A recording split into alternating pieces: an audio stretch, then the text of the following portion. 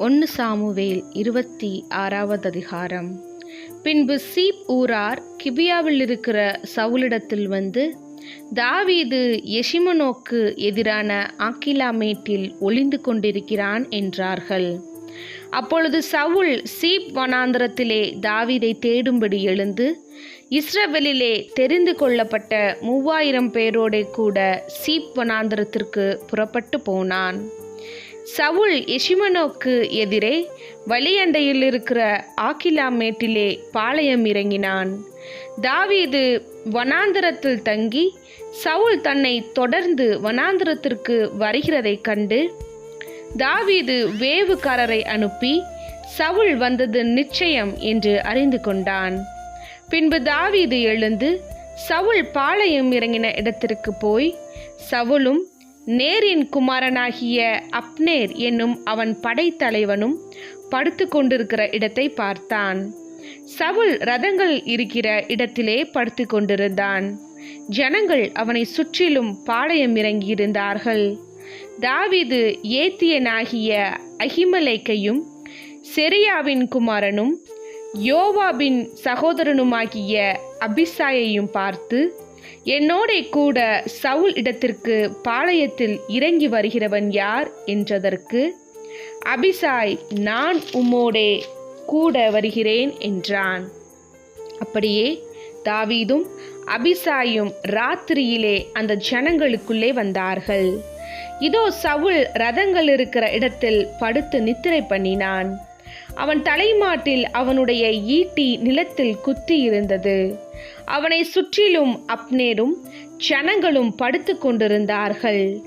அப்பொழுது அபிசாய் தாவீதை பார்த்து, இன்று தேவன் உம்முடைய சத்துருவை உம்முடைய கையில் ஒப்பு கொடுத்தார். இப்போதும் நான் அவனை ஈட்டியினால் 2 குத்தாக குத்தாமல் ஒரே குத்தாக நிலத்தில் உருவ குத்தட்டுமா என்றான்.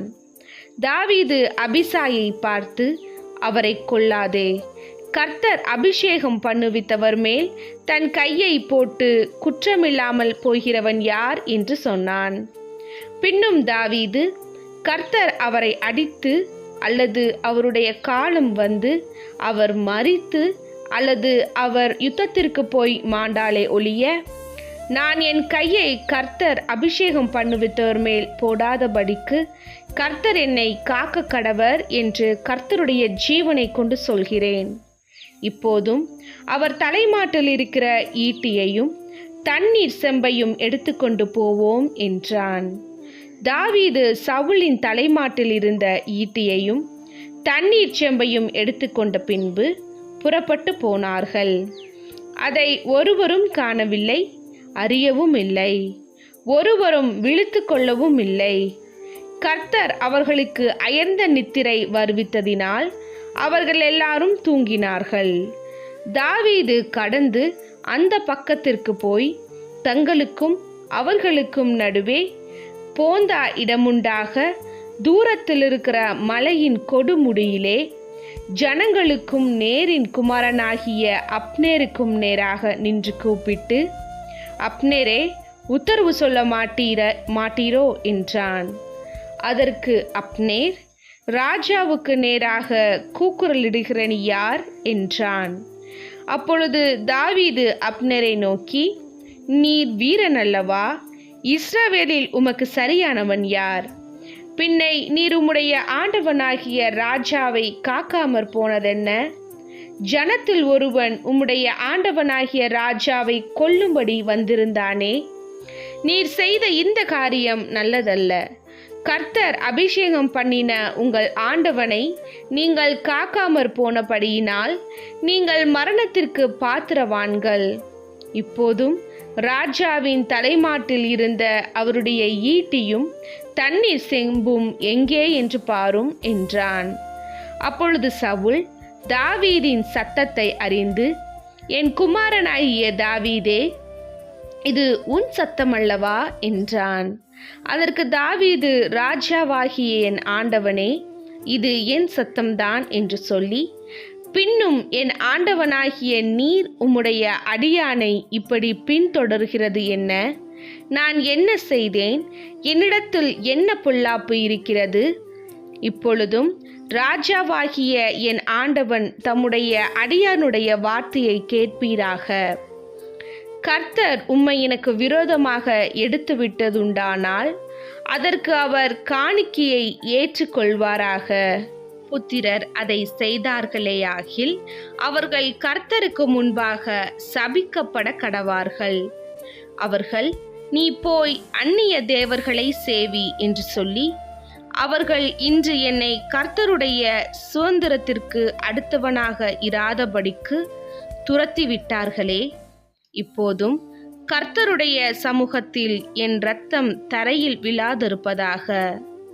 மலைகளில் ஒரு கௌதாரியை வேட்டையாடுகிறது போல இஸ்ரவேலில் ராஜா ஒரு தெள்ளுப்பூச்சியை தேட வந்தாரோ என்றான். அப்பொழுது சவுல், நான் பாவம் செய்தேன். என் குமாரனாகிய தாவீதே, திரும்பி வா. என் ஜீவன் இன்றைய தினம் உன் பார்வைக்கு அருமையாய் இருந்தபடியால் இனி உனக்கு ஒரு பொல்லாப்பும் செய்யேன். இதோ நான் மதியற்றவனாய் மகா பெரிய தப்பிதம் செய்தேன் என்றான். அதற்கு தாவீது, இதோ ராஜாவின் ஈட்டி இங்கே இருக்கிறது. வாலிபரில் ஒருவன் இப்புறம் வந்து அதை வாங்கி கொண்டு போகட்டும். கர்த்தர் அவனுக்கு அவன் நீதிக்கும் உண்மைக்கும் தக்கதாக பலன் அளிப்பாராக. இன்று கர்த்தர் உம்மை என் கையில் ஒப்பு கொடுத்திருந்தும் கர்த்தர் அபிஷேகம் பண்ணினவர் மேல் என் கையை நீட்ட மனதில்லாமல் இருந்தேன். இதோ உம்முடைய ஜீவன் இன்றைய தினம் என் பார்வைக்கு எப்படி அருமையாய் இருந்ததோ அப்படியே என் ஜீவனும் கர்த்தரின் பார்வைக்கு அருமையாய் இருப்பதினால் அவர் என்னை எல்லா உபத்திரவத்திற்கும் நீங்களாக்கி விடுவாராக என்றான். அப்பொழுது சவுல் தாவீதை நோக்கி, என் குமாரனாகிய தாவீதே, நீ ஆசீர்வதிக்கப்பட்டவன். நீ பெரிய காரியங்களை செய்வாய், மென்மேலும் பலப்படுவாய் என்றான். அப்படியே தாவீது தன் வழியே போனான். சவுலும் தன் ஸ்தானத்திற்கு திரும்பினான்.